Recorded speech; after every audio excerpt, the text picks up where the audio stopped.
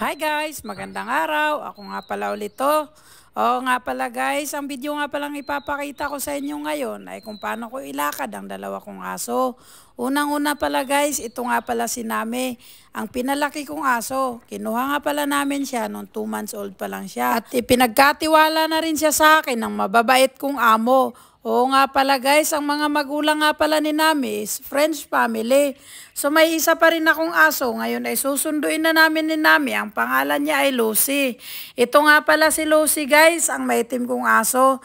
Oo nga pala guys, pareho nga pala sila, ang mga magulang nila is French din. French family din si Lucy.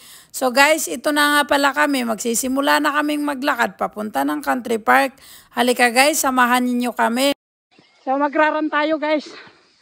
Pumunta kami ng country park ng mga babies ko. So, later ulit. Lakad muna kami.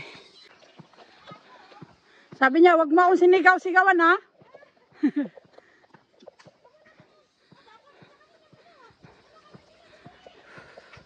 Matapang to, ayaw niya ng bulldog.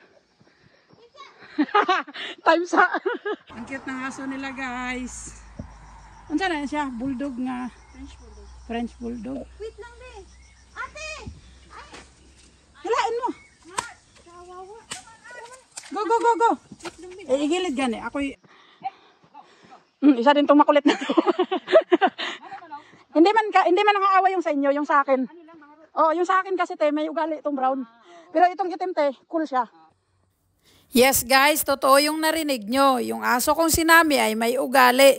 Bigla-bigla na lang yan nangangagat kahit sa tao. Oo nga pala guys, nung isang araw nga pala, nakakagat pa yan ng isang babae na dumaan lang sa amin. May tinanong kasi yung babae sa amo ko nung dumaan siya dito sa bahay at bigla niyang hinawakan ang ulo ni Nami kaya kinagat siya. So sorry nga pala sa babaeng yun. Guys, ito na nga pala kami, tumatakbo. Papunta na kami ng country park.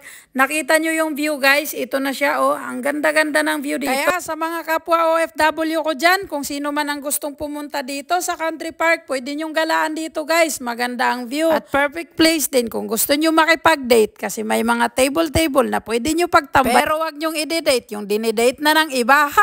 Joke lang. Oo nga pala guys, nakalimutan ko. May barbecue site din nga pala sila dito. Medyo maluwag ang barbecuehan dito at malinis na CR. Guys, kung gusto nyo nga pala din na maaliw habang nagdi-date kayo, magdala na rin kayo ng kite at paliparin nyo na rin yung kadate nyo. Ay, joke lang. Joke lang. So guys, panoorin nyo na lang yung mga kasunod. See ya!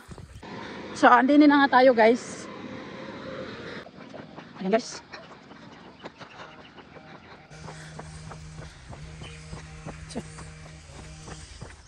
May tree walk din dito. Pwede din maglakad dyan, paikot. Paikot-ikutin itong ano na talaga to, country park na to. So, guys, this is the view. Ito ang sinasabi ko, guys. Ayan na.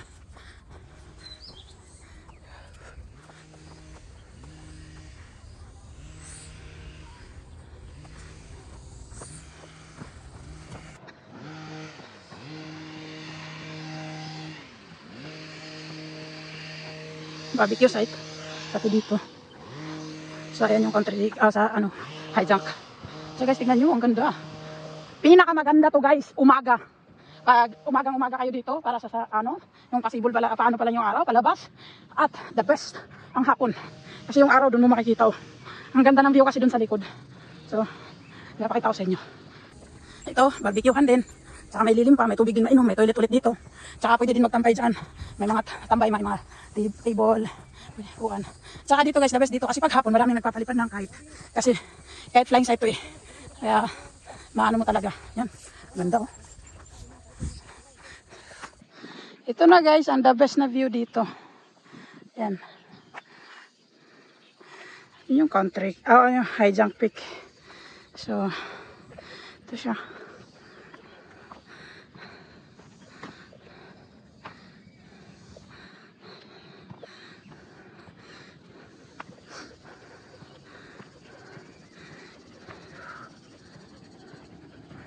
Yan.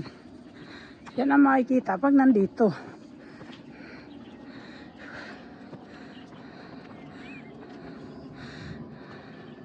Pala ang golf club, country club. Doon pala nakatira sila Bal, oh. Yan yung bahay nila. Yung may mga puti. Yan yun. Hi Bal. I love you. Bal, I love you. Salamat nga pala sa lahat ng nanonood at sumusuporta sa akin. Salamat na rin guys sa pagsama sa amin. Pauwi na nga pala kami guys kasi maglilinis pa ako. Bye. Team Bal here. Bye. Until next time.